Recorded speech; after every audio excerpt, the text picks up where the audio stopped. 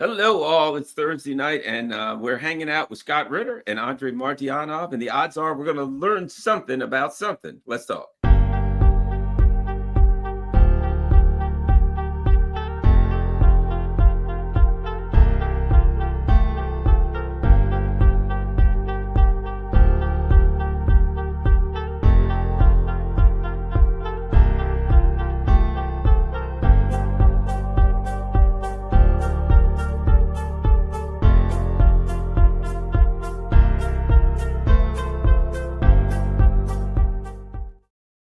Hello, all. And before we get going, Andrei Martyanov, he has his blog, Reminiscence of the Future, and he has Smoothie X12. That is his fantastic YouTube page. Me and fan only, yeah, fans only, yeah. Yeah, right. So, make sure that you subscribe there. And of course, go to scottritter.com for all Scott's good works. And here we are on my humble YouTube page. Let's start here. These guys, I'm not going to go. You know who they are if you're watching it, and if you don't, then you haven't been keeping up with current events. Let's start here, Andrei. I know you got contacts, in that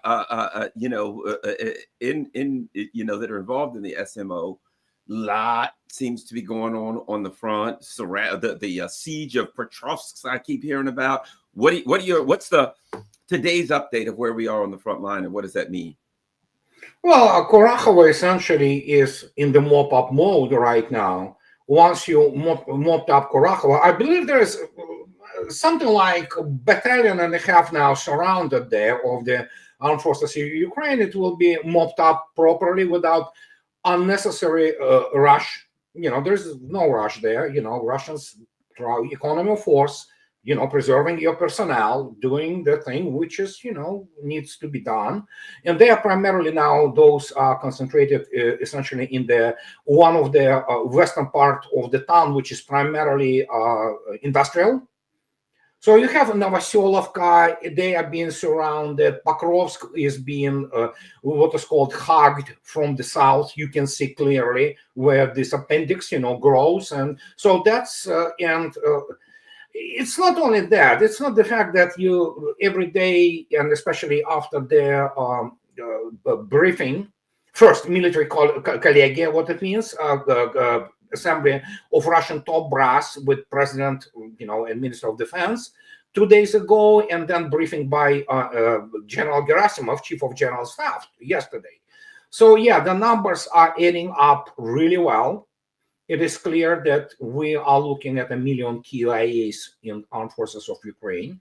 So the United States is pressing, obviously, 18-year-olds, children basically, being thrown at the front lines because they do experience now tremendous shortages as evidence mounts, including from the POWs, including from the officer level POWs, platoon commanders, company commanders. They say their formation units are basically 40-45% strength. So that is primarily what they do now is whatever they have the dugout, they sit in there. There are some attempts to counterattack in the squad or platoon force, immediately checked, immediately killed, and things of this nature. So, but what is very interesting, and this is now begin to trickle into the mainstream media in Russia, is the fact that diversionary recon groups of Russian army, they operate now on the right bank of Dnieper. So take it any way you want. I don't know. So when people ask me, yeah, you have contacts and things like that, and I say, I don't know, neither do those people. Only people in the Russian Security Council and in general staff know what is up in this respect. But as it turned out, there are what is called the DRG, diversionary recon groups now on the right bank of Dnieper. Why are they there? Of course, they do recon and diversionary activity as what the DRGs do. But I think so. They are also kind of, sort of, let's put it this way, prepare the Platzdarm, if you wish, so bridgehead type thing. So who knows? So, and that is why people constantly ask me, including today, Nima asks me again, what about Odessa Nikolaev? I don't know. I really don't know. So, but we can speculate whatever we want. But what we observe right now is that at this stage, they run primarily, and many people do not recognize that essentially, since last month, the advancement, general advancement, along the most of the front line, south is kind of sort of not as active. It's about 1 kilometer a day. It's 1 kilometer a day. They move ahead. So, and when you look attentively at the maps, you see yourself. The advancement is like 30 kilometers ahead, 25 here, 22 there, and so. But again, this is not about just advancement. Russia, how to put it? As I already mentioned it so many times, the strategic dilemma in front of Putin and his team and the Russian government and Security Council is, what are we going to do with Ukraine? Because Russia has enough force, has enough, it's called Naryad Seal, which is essentially literally dressed up force. That's how it's translated. To take, let's say, make a dash, if you wish, towards Kharkov, and then, of course, start crossing Dnieper. Does Russia need to do this? I don't know, because it's political. It's not even a military decision. Russia has the ability to do it militarily, but what is the political decision? And of course, most of it is dictated by what is briefed to Vladimir Putin and Security Council every morning. And the briefing is obviously by Chief of General Staff, Chief of SVR, Chief of FSB, Director of the FSB, all those big agencies, 3-letter agencies, no less, as in the United States, so those are 3-letter agencies. So, and that's pretty much what is happening, but there is absolutely no doubt of the outcome, no matter what Macron or his chihuahuas, around him try to play, try to kind of, perform with that. And as already stated many times, stressed nonstop for the last couple of months, there will be no freezing of the conflict, period. The regime of Zelensky will be annihilated. And whatever happens with Ukraine, it's just, militarily, so many options. It's long talk. Scott, your thoughts on your interpretation of what's happening on the front line? Well, I think Andrei, basically wrapped it up well, so there's no need to repeat anything. I'll just say ditto, ditto, ditto, ditto, and ditto. Good job.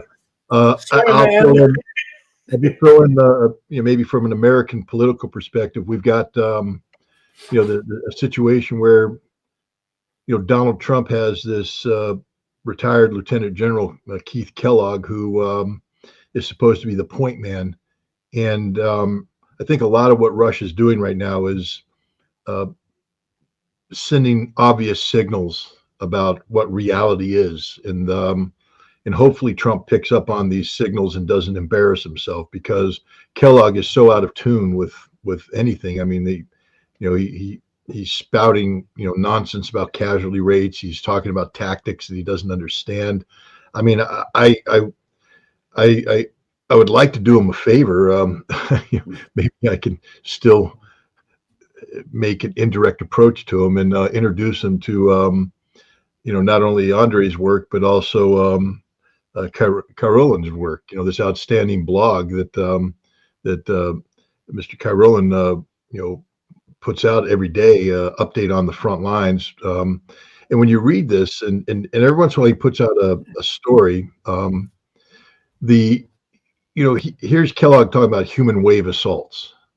And it's like, really, that's not how it works. Why don't you actually learn how it works? Look, no one's denying that the Ukrainians are putting up a stiff resistance.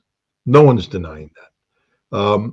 But no one's denying that the Russians are overcoming this stiff resistance on a regular basis, that the Russians have a formula that's basically rinse and repeat, rinse and repeat, rinse and repeat.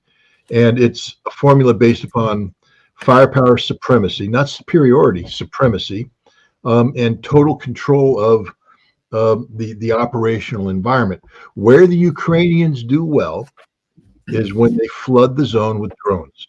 There are portions on the front where it's very difficult for the Russians to maneuver because the Ukrainians just hit them with drone after drone after drone after drone, and the Russians haven't solved that problem of, the tactical FPV drones. I don't know why they're not issuing shotguns to everybody and flooding it with counter drones. I don't know, but the Ukrainians have mass produced these small FPV drones, and this is their primary form of fire support now.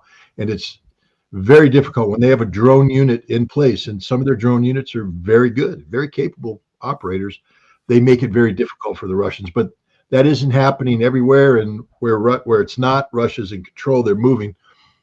Kellogg needs to understand this. And the other thing that somebody needs to tell Trump is stop listening to NATO and in Europe. There will not be a freeze in this. I mean, I can't speak for the Russian government. When I say there will not, I mean, who am I to say that? But all indications are that the Russians just aren't going to do that. There's no reason for them politically to do it. There's no reason for them operation. The opposite is the truth. The moment they freeze, NATO thinks they're flooding the zone with 100,000 troops. Russia's just not going to put up with that. So the Russia will, I believe, maintain this kilometer a day advance for as long that there's only 18 kilometers to the border between Donbass and Dnipropetrovsk oblast, and that's it. Now Russia will have begun the process of what Putin said was his limits. Now it's interesting to see what is going on, because now you have Medvedev very aggressively talking, and I know that he has a history of mean tweeting and things of that nature, but it's very entertaining. He's pretty good at it. Bad cop. He's the bad cop. But he is a bad cop. He is bad cops. They don't operate in a vacuum. So he's putting points out there that, again, somebody should be briefing Keith Kellogg. If you want to play stupid games, you will win stupid prizes. And the stupid prize you will win by coming in with nonsense is Russia will take Odessa, Russia will take Kharkov. Right now, Putin has politically committed to just taking the territories that have already been absorbed constitutionally. He is not politically committed to anything else, although he has teased it. Putin himself has teased with a recent discussion about Novorossiya, the new Russian territories, and they described that Medvedev jumped on board. But I think these are signals. I honestly believe that the Russians, if reality is reflected in conflict termination, Russia would be willing to stop the conflict relatively soon. They're not out for the physical destruction of Ukraine. There are things that have to happen. Demilitarization, denazification is a real thing. But denazification can be done through constitutional changes, which is what Russia sought in the Istanbul communique and such. It doesn't mean the physical occupation of Ukraine. I think there's a deal there to be had. And if Trump was smart, he would literally tell Kellogg, don't say another word. Don't go on TV. Don't commit to anything. He silenced Gorka. Have you heard Sebastian Gorka say anything since he called Trump or called Putin a thug? No. He needs to silence Keith Kellogg. And Trump really needs to take over this negotiation and get very well briefed by people about what the reality is. If Trump comes in and is willing to lift sanctions and move towards the recognition of these territories as Russian, I think there's a deal to be had there. There's a deal out there that doesn't. Can I throw a question at you real quick, Scott? Ironically, in order to get that, won't Trump have to denazify Ukraine first? Because when he starts talking sense to those lunatics in Ukraine, I imagine they'll probably be ready to string up Zelensky and who knows what. You know what I mean? I mean, there is an irrational ideology floating around Ukraine that even if Trump says, okay, we're going to do it, that these guys are not right. Anyway, your thoughts on that? I think, again, I can't speak for Trump. I don't know what's going on in his mind. I do believe he's sincere about wanting this conflict to end, but I don't think there's any love there for Ukraine. I don't see him going to bed at night with a Zelensky doll in his arms going, oh, me and, no, I think he's actually a voodoo doll. And he's like, I got to get rid of this nightmare. Oh, he hates Zelensky. It's obvious. He hates and the idea that he would bend over backwards to do NATO a favor at this point in time. His point is NATO got themselves into this bind. NATO's the one that's, committing itself to a $300, $500, $800 billion stupidity that America's not going to have anything to do with. So again, and Putin's smart. Putin's a very smart guy, and he's surrounded by very smart advisors. And I just think that there's a way that this can be done, but not if you continue to put Keith Kellogg on national TV saying stupid things, because that just sends a signal to Russia. Because Russia's, Trump's going to come in wanting to, and he doesn't want to get embarrassed. And it will be embarrassing if he sends Keith Kellogg in there. And I mean, who's going to meet him? Putin? Putin's not going to meet Keith Kellogg. Keith Kellogg, he's an envoy. He's not even Lavrov will meet him. Keith Kellogg will be met by, Captain Schmuckatelli, who will, say, do you want to go out for some pizza or something? But I mean, why are you here? What do you have to offer? Can you make the deal? Can you sign the deal right now? Get out of here. It'll be embarrassing for Trump. So the best thing is for Trump to do what he did with North Korea and take charge of this thing and begin calling Putin. The thing that made his relationship with Kim Jong-un work is the communication that took place. And he really needs to, once he becomes president, pick up that phone and start having direct conversation with Putin. The only person Putin's going to meet is Donald Trump, I believe. And they should meet in a neutral place, and there's a deal to be made. There really is a deal to be made. But we'll see. But on the front, I mean, Andrei's 100% correct. We're watching the collapse of Ukrainian military in slow motion. If your thoughts on the potential for a deal, Andrei, and also just to throw a thought on there, that's part of the deal, I think, right now. You know what I mean? The Russians are putting themselves in a position on the battlefield because they keep saying, look, you're going to have to take into account conditions on the battlefield, which is obvious. But I think they're not that they're in a rush, but they're making moves, powerful moves now, so that when they say conditions on the battle, I think they intend to alter conditions on the battlefield between now. I mean, let's face it, 20 days is a long time when the front's crumbling. Anyway, your thoughts on the potential for a deal and all that stuff, Andrei? You're absolutely correct. Actually, Trump has about 31 days before he can officially declare the whole cluster coitus there a Biden affair. Okay? If he as Scott correctly pointed out, if he comes in and basically continues to follow along the lines of what Keith Kellogg spews, for example, it becomes Trump's war and Trump's bag with excrement really fast. I mean, really, really fast. And DNC and all those creeps, like Sullivan or Blinken, they will be rubbing their hands with joy because they will say, oh, yeah, you know what, we tried and we didn't finish the job. And now it's Trump's, thing. So if you look attentively at my hairdo, don't tell me that I do not look like Trump, actually, with his new hairdo. Actually, people say that, no, I mean, come on, the dude just, obviously I'm much younger than him. So, but the point is that in the end, Scott is absolutely correct. If Trump wants to change something, go out there, lift sanctions, and which already been kind of lifted, especially when you look at the story of the Gazprom Bank, all those gas issues and things like that. He will have to face this music, and he has the only way for him to make a deal, which is, of course, will be pretty much accommodating most of the Russian demands, especially in terms of the existence of Ukraine as non-aligned, demilitarized, and denazified, whatever the remnants of Ukraine will be. What can I say? So he might come out of this as the peacemaker. you know. So, but will he be willing to do that? I agree with Scott.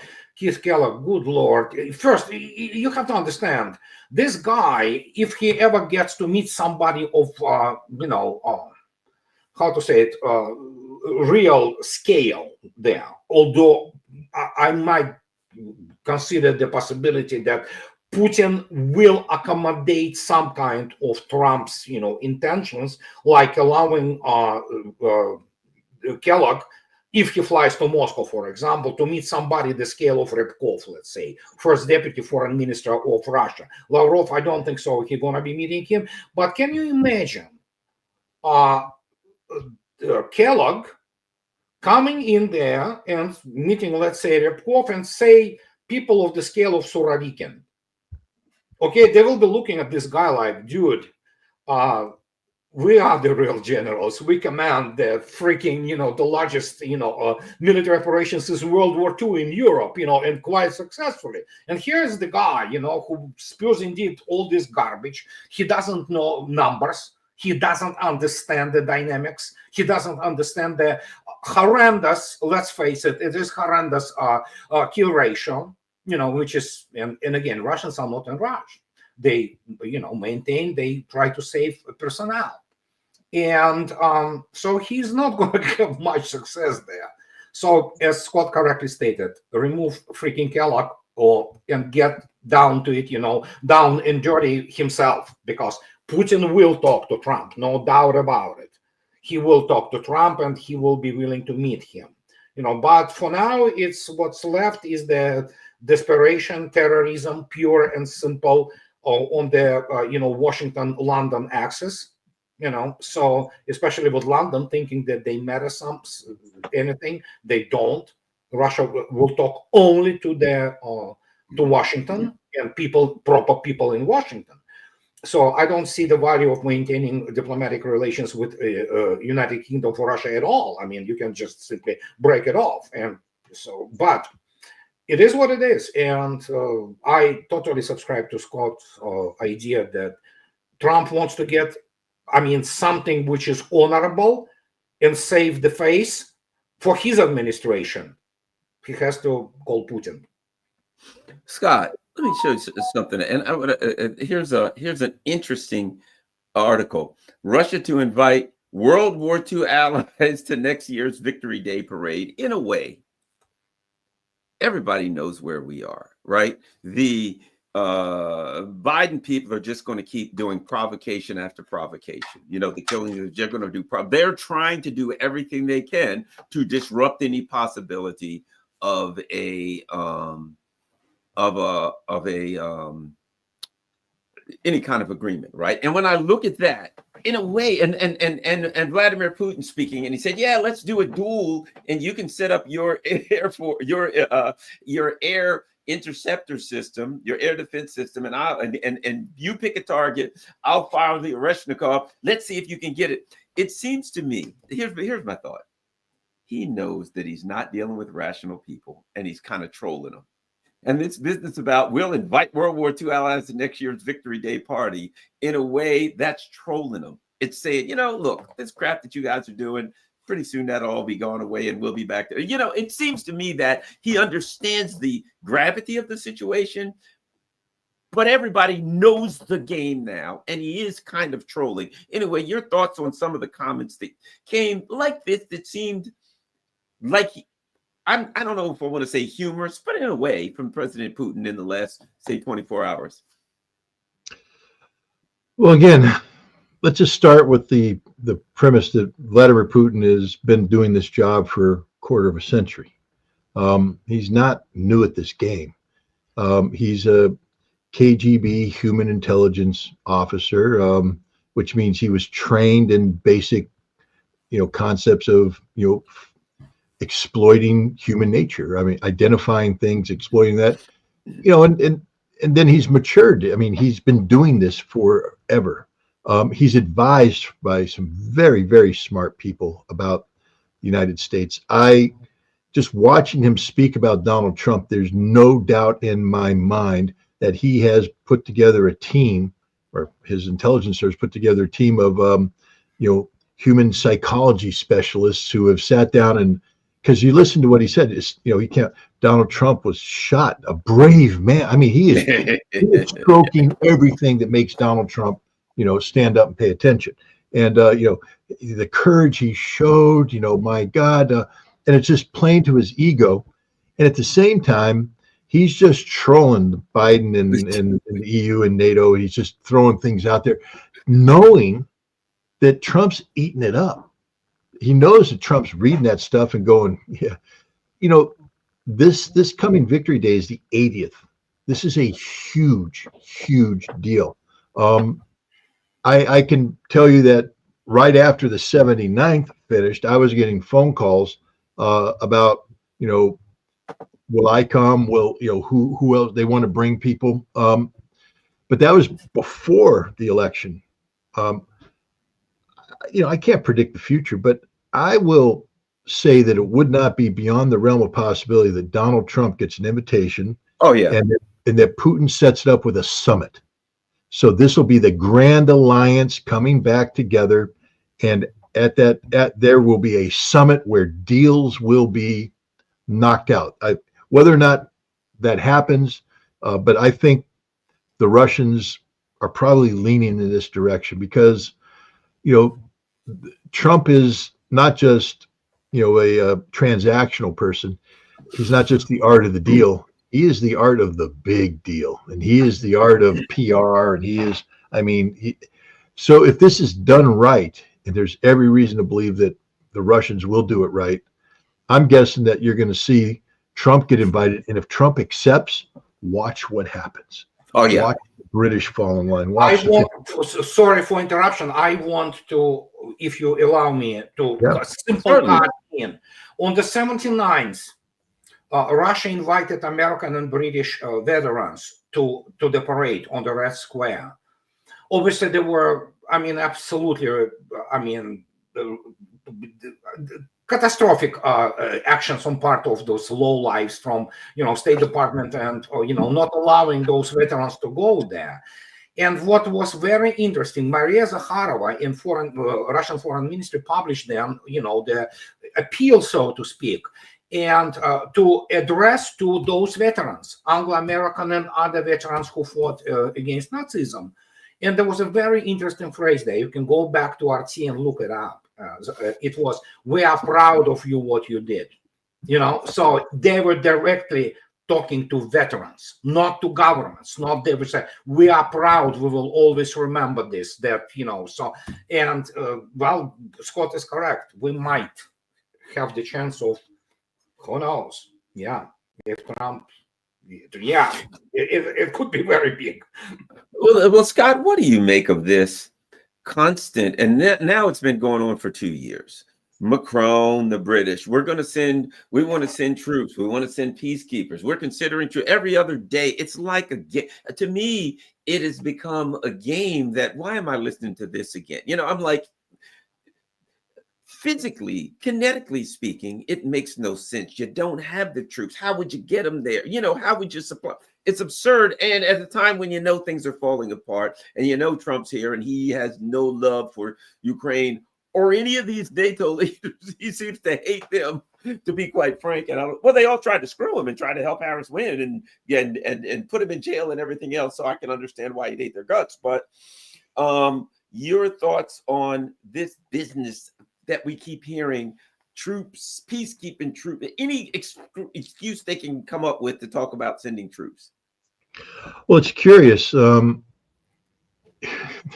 Schultz, too, the Germans, talking about sending troops.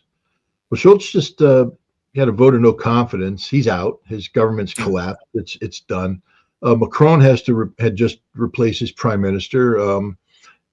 People are calling for his resignation. He had to do a little screed where he got up there and cried to his French people about how he's not going to resign. I am the president. Da da da da. Keir Starmer is millions of people are signing a petition for for sort of the equivalent of recall election, and yet these are the guys talking tough. These are pathetic, failed politicians who are playing the only card that they feel makes them look strong. They're trying to look strong, so they're playing this card, but it's irrelevant. I mean, the same thing with this Rutte character, the Secretary General. He just sits there and babbles and babbles and babbles and babbles, and then you have a German admiral who there's a Danish admiral who babbles and babbles. NATO is an empty shell. They have some things. They have air power, but I don't think the air power would perform well against a modern integrated air defense system. But what they don't have is a land army. I mean, they've got numbers there, but they don't have a land army that's capable of logistically and operationally projecting power. Sending 100,000 troops into Ukraine is a logistical nightmare. Sustaining them. That's even if, when Iraq invaded Kuwait in 1990, they came rushing in. They got to Kuwait City. They got the Kuwaiti royal family to flee to Saudi Arabia, and everything was doing okay. But then they moved to the border with no resistance. They moved to the border of Saudi Arabia, and they damn near defeated themselves because they weren't ready for that kind of logistical demand. I mean, it's hard to move troops and to have them in combat formation and prepared to everything. It's very, very difficult. And if you don't do it for a living, France has done one major troop movement exercise in the last 15 years, and they moved 12,000 troops, and they couldn't do it. It was hard, almost impossible. And now you're talking about NATO moving 100,000 troops. It isn't going to happen. It's a fantasy. They'll defeat themselves. Even the Russian won't have to do anything. By the time they arrive, one Russian soldier come out and go hands up. They'll have to surrender because they've run out of fuel. They don't have ammunition. They didn't get it right. This is just political rhetoric. There's nothing there. I mean, it's not like I'm sitting here worried that this is actually going to happen. I chuckle because Schultz isn't going to be here much longer if he's out. Macron may not survive into the next year too deep. He's highly unpopular. His new prime minister isn't going to solve problems. Keir Starmer's in a lot of trouble. Great Britain's falling apart. I think the only Trudeau ain't looking so good. He's done. Yeah. So and Biden's gone. So there you go. Right. You got Biden, Trudeau, Macron, Schultz, Starmer. None of these people have any staying power. So I think it's just a lot of words, and the Russians know that. All the Russians have to do is just keep doing what they're doing. And there's nothing NATO can do in response, literally nothing. It's just panic talk, which I think they're talking that way to influence Trump more than it is to actually get something to go. And hopefully Trump is, again, he needs some good people. I hope Tulsi Gabbard gets brought in, and so she can sit down next to him and tell him the truth about what's going on. Let me ask you this, Andrei. Europe, they're still struggling in Georgia, not having any luck there. They're trying to overthrow you. Romania, certainly. Most of Europe is overthrowing itself one way. The people are they're throwing the people out.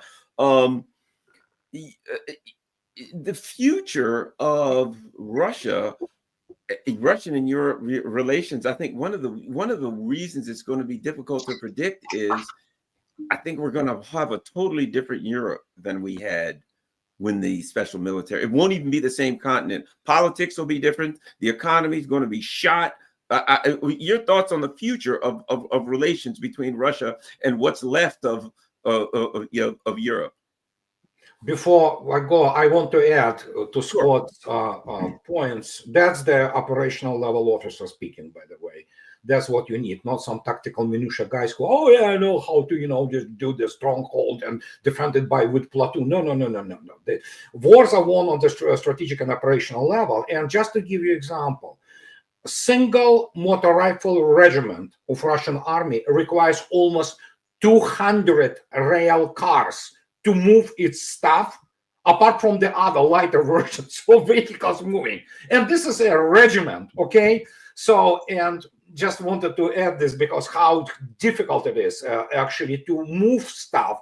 This is what many people do not understand. Why, for example, Patton is laughed at by Russians when he essentially, considering the very during his campaign in Lorraine, he thought that real war is chasing, just pursuit. Okay, let's pursue, and of course the fuel was limited because they couldn't, provide all necessary fuel initially from the mulberries, trying to feed the Allied troops. So what he was doing, the trucks which were delivering fuel to his Third Army, he would take the fuel from those trucks, thus disabling those trucks which supposed to move his Third Army ahead. So result was, well, at Metz he suffered pretty much humiliating, situation. So that's just to demonstrate you how important logistic is. The famous proverb: while amateurs talk about tactics, professionals discuss logistics. So that's exactly what it is. But in terms of Europe, so let me point one extremely important fact here. Russians overall, they don't like combined West anymore. In fact, most of Russians hate it. But there is one saving grace. Russians never fought the United States as a country. In fact, in all wars, somehow Russia and the United States were always allies. In the United States, never, well, there were, the interventionist troops in Archangel during the World War I, but there were many troops from all kinds of the Entente trying to prevent Russia from going, Bolsheviks winning. But the point is, unlike United States, for all what United States did, it was Europe which dealt the most damage over centuries to Russia and Russian people. And World War II, with the exception of Great Britain, and even in the last minute when Churchill came on board to prevent the essentially surrendering to Germans, to Nazis, it was Europe, unified Europe, which attacked Russia. People very often forget what was the Barbarossa plan and who invaded Soviet Union. From Finland to France, to obviously Germany, to Hungary, to Italy, to you name it. Everybody, with the exception of Spanish, albeit Spanish still provide the famous Blue Division, which was obviously completely demolished by Red Army. But that was the unified Europe, which came in and killed 27 million Soviet citizens. And Russians never forgot it. Many people do not remember who were defending to the last soldier the Reichstag in May 1945. These were French, the SS division Charlemagne. So that tells you everything you need to know. After all, Vichy government is the French invention, not Russian. So Russians have a very long historic memory. And out of the combined West, for all things which there was between Soviet Union and Russia and United States, there were always proxies. There was never direct clash between Russia and between Russia, historic Russia, and United States. And in this case, apart from the fact of the United States being the most important country in combined West, by far, Russia will talk to the United States. Russia is not going to talk anymore with Europeans. And those, so to speak, renegades, such as Hungary or Slovakia, Russians are very transactional in this case. You want to do good business, pay, welcome, not gold, pound, cent, not our problems. And so now there is a panic, obviously, with Ukraine declaring that it's not going to transit gas anymore. So there is a lot of hustle going on in Europe. Obviously, Turkey and Hungary today, I believe, they got exception from sanctions. They are allowed to make payments not only through the Gazprom bank, but through other Russian banks. So it's very interesting dynamics there. And economically, we have to talk to people who really know the industry, for example, like oil industry, and know it not from the point of view of the Wall Street but from the point of view actual producers and how the technologically the whole transfer is happening. I'm not specialist in this, but it is clear that even the United States, even Biden administration, cannot resist this anymore. They issue those exceptions for European countries such as Hungary, and well, Turkey is not, well, partially European, okay? So, and obviously Slovakia. That is why Fico, Prime Minister of Slovakia, wants to be on the 80th anniversary day. Obviously Vucic of Serbia, it kind of goes without saying. But do not forget, in 2010, American and British and other allied troops marched on the Red Square as the guest of honor. Many people forget it. So, Scott, something that is critical, and I know you're very, very, you've kept up with it for a number of reasons, personal reasons. Georgia, where, are they, the last I heard, they were still doing those stupid, NGO marches in the streets that they're trying to pretend are protests. But it seems to me pretty solid that this thing's going to work. What's happening with Georgia? Where are we there with the NGO attempted takeover of the Maidaning of Tbilisi? Well, first of all, Georgian Dream is a strategic thinking party. yeah. They're not tactical. They're not reactionary. What we've seen unfold over the course of this year is political and geopolitical brilliance. They've played it perfectly domestically, and they've played it perfectly in terms of international. Understand what Georgia Dream just did. They took on the United States and Europe, and they crushed them, destroyed them. They ran a trial balloon last year of this foreign agent law. They had it introduced by a third party, by the way. I'll get to that in a second, because nothing happens in a vacuum in Georgia. It's all planned out very carefully. And there was pushback, big time pushback.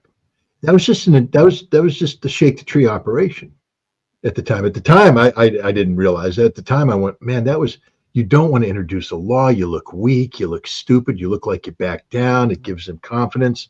But they put that out there, and they saw where the opposition was. People exposed themselves. Politicians suddenly, they went, oh, you're taking money from these people, and you're calling these people, and this is happening. And they went back, and they met in their council, and they said, okay, now we know what they're going to do. What are we going to do? The first thing they did is they made sure they had all the votes locked in, that everybody was briefed on what was about to happen. And so that you wouldn't have people, when they go, oh my gosh, the United States is threatening to sanction us, I have to withdraw my vote. I can't support you. No, they were briefed fully on this. They reintroduced the law, and this time they just did it by the books. They because they had the votes, nobody could stop them. The opposition could scream, but every time they screamed, Georgia Dream just collected more intelligence on them, on where the money, who the money is, all this stuff. The president engaged. This former French diplomat, who's now the president of Georgia, engaged. They had the votes to override her veto. So when this law passed constitutionally, and she vetoed it, it was overridden. So it became law. And there was nothing the opposition could do to stop it. So they were waiting for the election. They were hoping they could win the election in October. But see, Georgia Dream, in putting forward this law, this foreign agents law, mobilized the majority of the Georgian population. And basically, when they saw the truth about how much money was coming in and how literally Georgia was being sold to foreign people, patriotic Georgians came out and said no. And then the other issue here is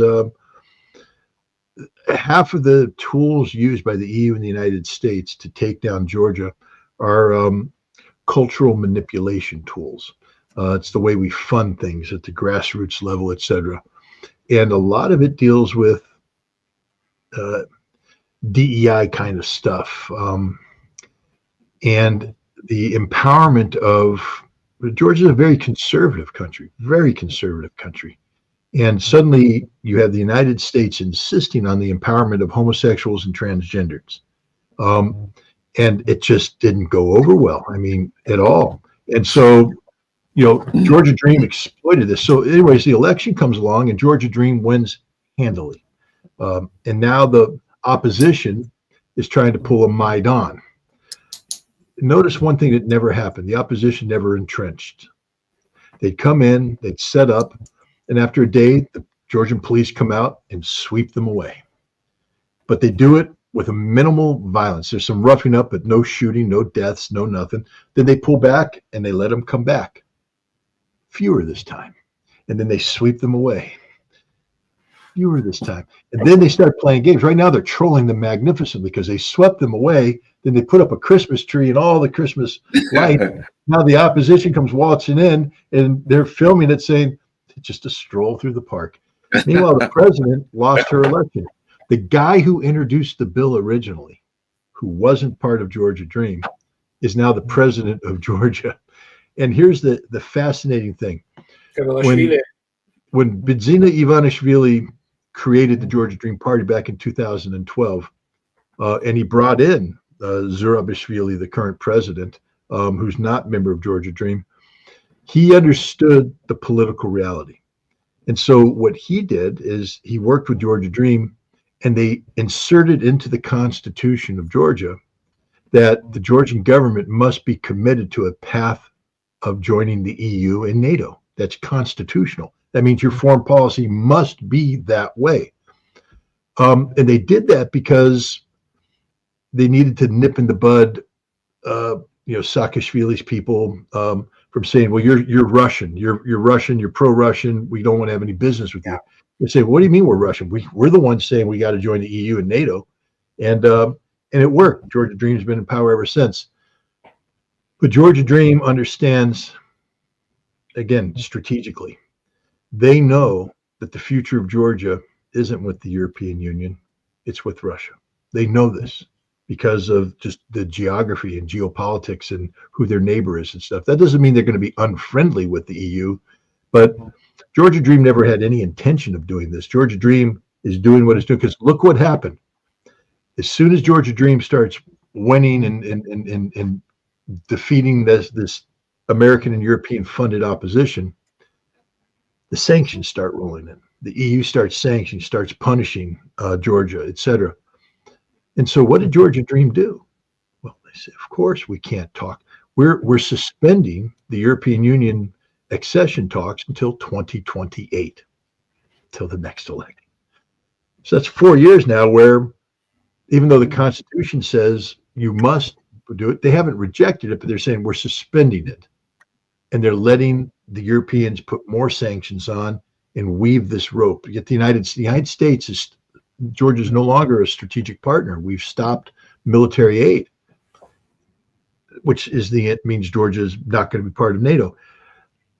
Mark my words, in the next 4 years, before the next election, Georgia's going to have a referendum.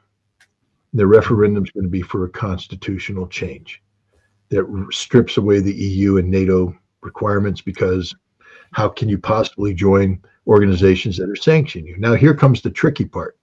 Georgia right now doesn't have diplomatic relations with Russia. They're going to restore diplomatic relations when the time is right. There's no rush here because both sides know what's at stake here. Both sides want Georgia. While everybody else that sanctioned Russia and had their economy destroyed, Georgia stayed out of the sanction and their economy is growing. 10, 11, 12% growth. Nobody else is doing that. That's because of their relationship with Russia. I think what you're going to see is that they're going to normalize relations with Russia, get diplomatic, and the Russians, and this is where it gets controversial, but I believe that the Russians have said, if you do this, we will do what we can to get Abkhazia back to you. And all right. I was about to add this, yes. Yeah. There's some things going on in Abkhazia right now that are very strange, that deal with the undermining of the existing government which is very much opposed to joining Georgia. And basically, I think the Russians are doing things to create the conditions for a new government to come in, one that will, I don't know what it would look. Is it going to be a confederation? Is it going to be a federation? Who knows? But the Russians are setting the stage for eventual, unification talks between Georgia and Abkhazia. South Ossetia is a more difficult. It's different. It's different. Yeah. But Abkhazia, definitely, yeah. Scott, Andrei, do you have something to add? No, Scott nailed it. And I was about almost jumping in my chair when you know what is happening between Russia and Abkhazia. It's unbelievable. Actually, today, one moron shot two members of parliament in Abkhazia. One got killed. So, yeah, that's the type of people who are there. And they want all Russian, privileges. Give us free electricity, pay our government jobs, which Russia was doing. And a couple of months ago, Mikhail Mishustin says, no, enough is enough, it's done. So, and that's what, you're not allowing us to own property. You're not allowing us, because they know once they let in Russian business and Russian money, it will be very clean, beautiful, and new. But I mean, this is a mafioso statelet, essentially. The only thing they have there is their resource, which are not much anymore. Because if you look at Sukhumi, for example, like how it looks like, it's like freaking after the nuclear war, okay? And the only thing they do is, obviously, they cuss on Russians, and they sell their mandarins. That's what they've been known for, And so suddenly Russians say, no, enough is enough. We're cutting it off. So now they go back to Georgia and they ask for the electricity.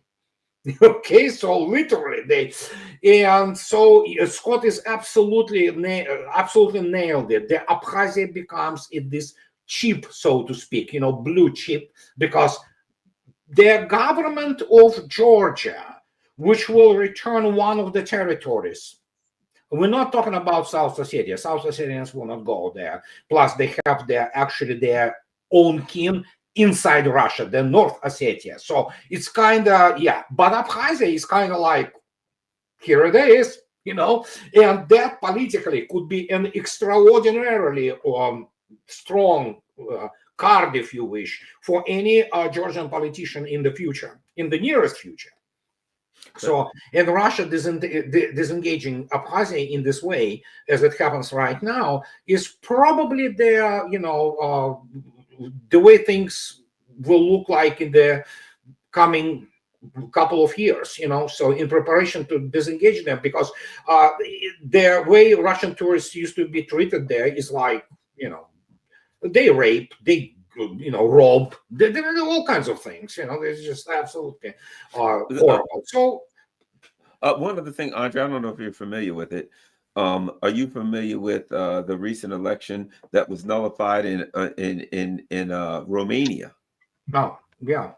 And you're I mean, clearly it was just the NATO, the US stepping in and just saying you won, so saying, well, you won and it looks like you're going to continue to winning, so you didn't win, you lose. When you get more votes than the other guy, you lose. But do the dynamics in Romania change January 20th when Trump's not supporting all of that stuff? Who knows? The dynamics of Romania change?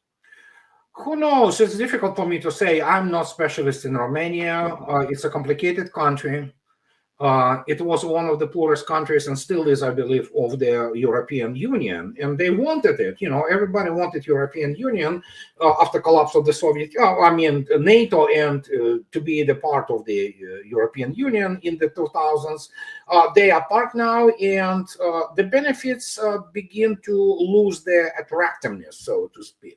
And Romania, obviously, after it was humiliated this way with Georgescu, I believe, whatever the name of the guy, who is a nationalist, anti-NATO guy.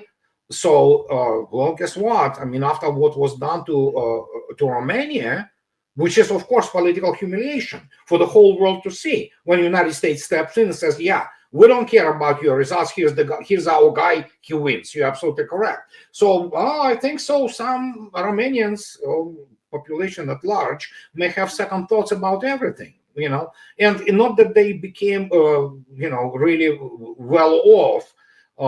They got the freedoms as if they think that they are freedoms, and you saw yourself what those freedoms are worth after that. So we have the situation with the complete discreditation of the whole European idea.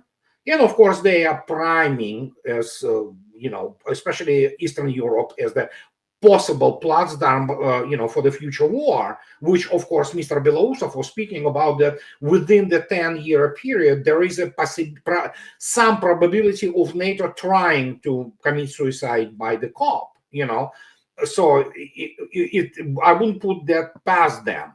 But again, a lot depends, as you correctly stated, so we might find very different Europe even from a year from today. But we'll see. Again, do not forget, there is one critical thing.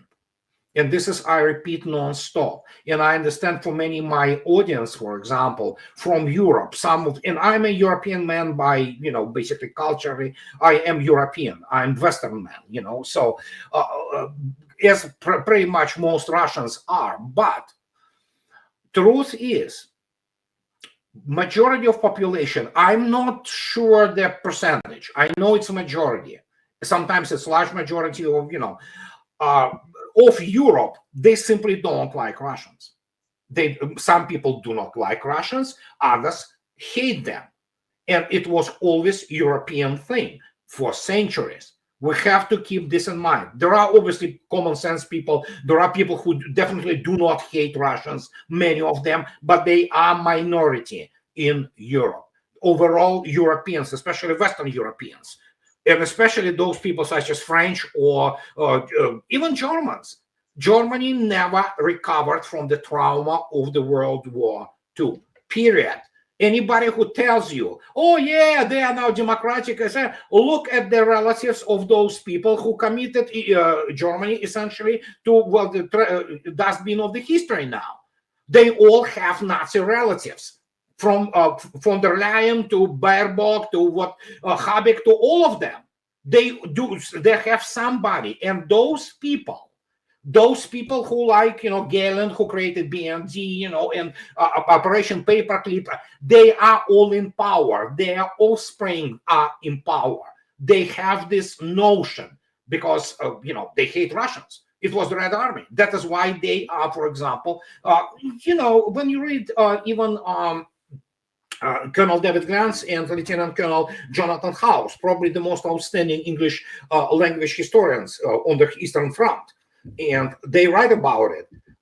Those biases, those hatreds, ethnic hatreds, they call it ethnic, from Germans have been transplanted also onto the United States. But in Europe, it is very much a common thing. You see, that's, don't forget, in accordance to Mr. James Clapper, who 5 years ago, chief of director of the national intelligence, he stated Russians genetically are predisposition to lie, cheat, and basically subvert and things like that. We are, for example, in the eyes of many in Washington, and especially in the European capitals, I am still subhuman. I'm Slavic subhuman.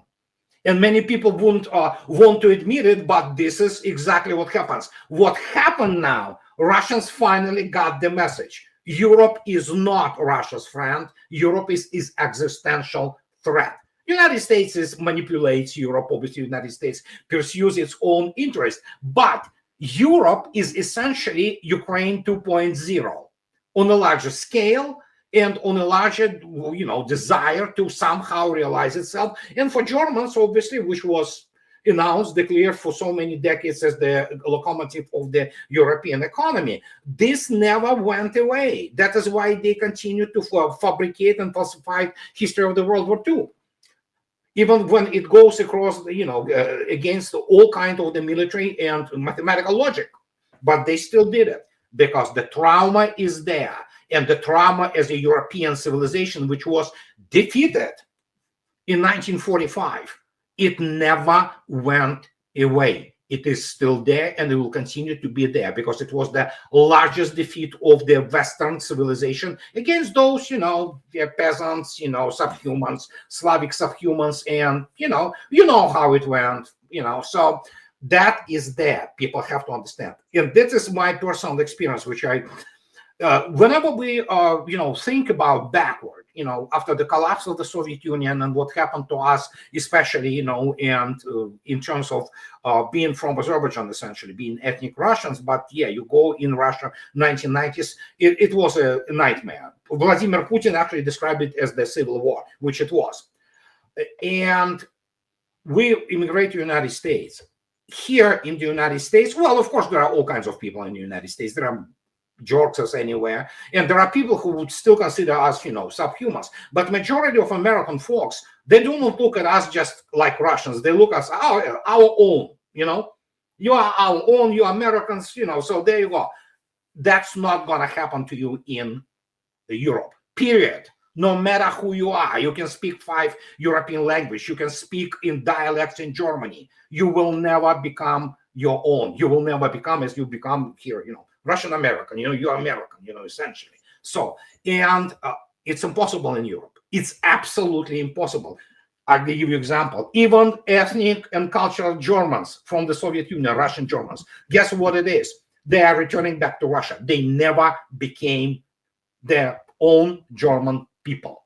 It's inherent racism and inherent hatred of they always look at, as I already stated, at Russia as the collection of subhumans who do not even touch achievements of the Western civilization, and this is what it is. And until this understood, it will be very difficult to describe those framework of the modern geopolitics. But this is exactly the driver behind the Western civilization. Scott, one real quick question, because I know we all got to go, but this is a thought I had. I've been really looking into the attempted coup in South Korea, and it's obvious, the neocons are bonkers, and they're like, okay, well, we'll stir. That's another front against another one of Russia's friends, and all that kind of stuff, right? And a shameless plug. There's there's Andrei's latest book in South Korea. That's what created the situation. Once this book came out in South Korea, bang! Look what we have now. The neocons knew they had to take it down. Scott, here's my thoughts. Talking to some friends that have a lot that have close have family and everything there. This really freaked the people out in South Korea because, let's face it, a lot of them have lived under a dictator and they don't want to go back. I mean, look how heroic they acted in, breaking into their own parliament. Here's my point. Because, Donald Trump, he wanted a deal, some kind of a deal on the Korean Peninsula so bad. Because the Koreans, now the North Koreans are close with the Russians. And I think there's a level of trust for Trump, maybe that there, because he gave it a shot before. And let me add this, and because the South Korean people are freaked out over this attempted coup thing going on.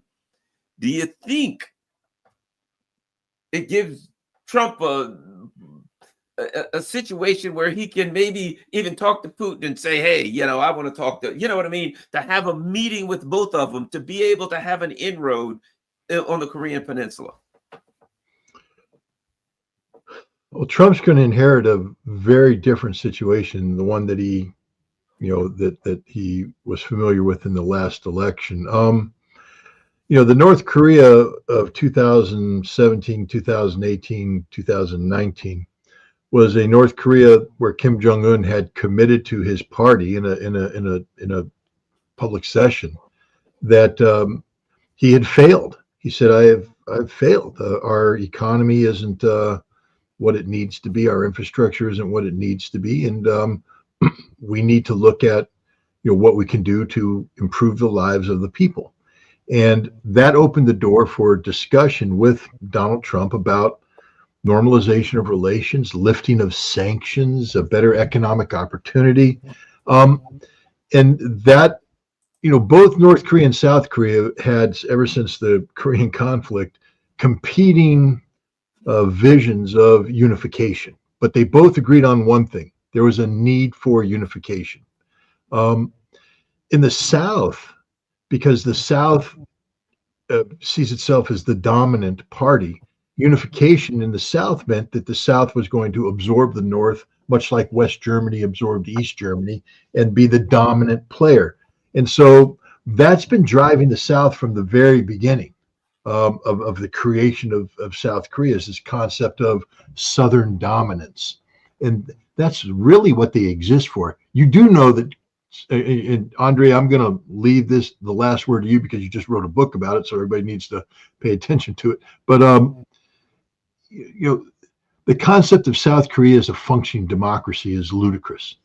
It is a military dictatorship that every once in a while puts on, a sports coat and says, "Look, we're a democracy." But even when you have democratically elected presidents, the military is behind the scenes running everything, calling all the shots, and the military is the one that has been pushing this policy of this promotion of unification. Well, under Biden, who refused to pick up the baton that Trump left on the ground, North Korea kept saying, "Hey, we understand what happened with Trump. He had Bolton, he had Pompeo, but we'd like to continue this discussion. Biden, we're ready." And Biden never did. And then, the special military operation comes along, the whole new Cold War 2.0 concept comes in. Biden starts pushing this trilateral alliance between Japan, South Korea, and the United States, where they're injecting nuclear weapons. North Korea goes absolutely, literally ballistic, fielding new categories of ballistic missiles, nuclear armed, changing the balance of power. And then Putin and Kim Jong-un do what Donald Trump and Kim Jong-un couldn't do: seal the deal, actually, come together, etc. North Korea made a fundamental decision. Just recently, Kim Jong-un said, "We no longer want to be unified. We don't view unification as what drives us. We don't want to have anything to do with the South." They blew up the roads and they said, "We're done. We're pivoting this direction. This is where we're going to go." And the South freaked out because what defined them, what made them exist, no longer was there. They're not going to be unified because the North said, "No, we're not doing it anymore." And I think what you're seeing is first of all, you have an inherently corrupt president. I mean, the corruption in South Korea is unreal. And this guy's wife got caught out, and there's the investigation. They're getting ready to make moves, but you add to that the fact that he has just lost all impetus. Why are you letting American nuclear submarines into your ports now? I mean, what's going on with Japan? Japan hasn't solved the problem of the comfort girls. We don't like the Japanese. They occupied us. Why are you making friends with the Japanese, the people we wanted to go? And there's a whole huge bunch of South Koreans who have family in the North. We said, your job was to make it so me and our family could reunite, and you have failed. And all of this led him to, I don't know if he was drinking or something, but he just decided, what the hell, I'm going to declare martial law out of the blue. And what's interesting is the military didn't hesitate. I mean, this is why it's not a democracy, because it's come out now that this was planned for like 18 months. Say again? It's come out now that this was planned for like 18 months. A year. They had completely planned everything. They had someone just the other day who testified that there was these military squads that were going to kidnap the leaders of the political parties. I mean, it was well planned, and it was a nasty plan. And it smells, and it's got Tony Blinken's fingerprints all over it. That's my. Well, thank God for the South Korean parliament that stood up to it and did what was right. But South Korea is a fundamentally broken nation. That's what people need to understand. It's politically dysfunctional, and it's not going to do well going forward because it's lost that which brought about But I think demographics, they're just dying out. It's just unbelievable. So let's turn it over to Andrei Martyanov, who among the three of us is the only one, I believe, who has a Korean language book out there. Andrei, book in English. No, I'm just wanted to add, look at the demographics. I believe among developed countries in the world, they are the lowest. They just really do not breed South Koreans. They just don't breed, period. They have 0.9, where for you to even maintain livelihood of your nation, just from the gene pool, you need to have 2.1, I believe. It's like, holy moly, I mean, this is unbelievable. Worse than Japan. Yeah. So do you think that I just wanted to ask you, do you think that the relationship between Vladimir Putin and the Russians and the North Koreans will be something that, if let's just say Trump can get some kind of deal, get some kind of diplomatic thing going with the Russians, that's something that he can, that Lavrov and Putin would be willing to talk about North Korea, or just now it's just everybody backing away from the U.S. because they can't trust any of their deals? For North Korea, it's when we talk strategy, that means in the long-term scale-wise, for them it's more than just already the military alliance, which it is actually. It is the way out of poverty. Mm-hmm. That's what is critical for North Koreans. They do not want famines anymore. They want normal medical care. They want cars on their street. They want to eat well. And for that, they will already accommodating Russia, for example. It's not about training troops, but many regions of Russia, they want, please send us your laborers. We don't want those guys from former Soviet stans, Please send the North Korean laborers. We'll pay them well. They're very disciplined. They're very, law-abiding people. We will provide for everything. Please send it to, and guess what? They will be earning money, not only for Russians, pushing, Russian businesses, they will be earning money for themselves and for North Korea. It is literally, they understood where the economic driver of the whole thing is, and they jumped on their this bandwagon, so to speak. And for them, it's not only military, obviously it's important, it's economic. As in with anybody of us, they want to eat well, they want to sleep well, they want to not exist, they want to live, with the full lives. And that is why Kim, when they, after his visit to Moscow, you could see he was elated.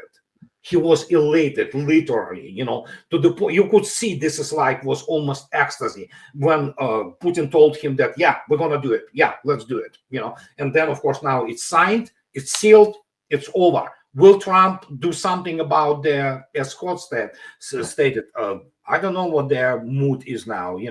I don't read Korean, sadly. Understandably, their situation there will take time to improve. But from what I understand, it's already improving. They are doing the new resort for Russian tourists there. It's a nice resort, actually. They're very large, so it's interesting, So.